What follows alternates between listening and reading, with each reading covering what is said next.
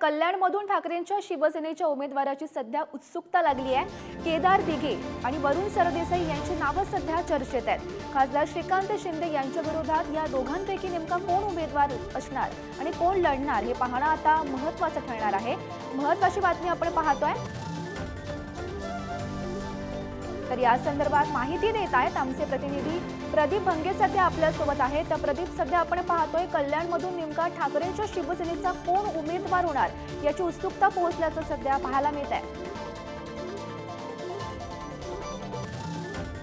श्रीकांत शिंदे मुख्यमंत्र्यांचे सुपुत्र आहे, हे तिसऱ्यांदा निवडणूक लढवत आहेत। त्यांच्यासोबत अद्याप ठाकरे गटाने कुठलाही उमेदवार डिक्लेअर केला नाही।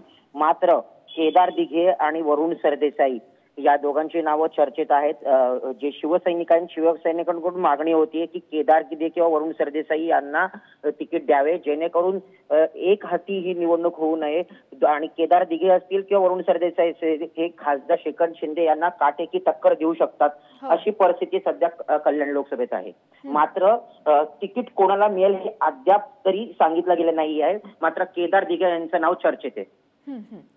नक्कीच प्रदीप, धन्यवाद दिलेल्या या माहितीसाठी। तर कल्याणमध्ये श्रीकांत शिंदे विरोधात नेमकं कोण लढणार हे पाहणं आता महत्त्वाचं ठरणार आहे।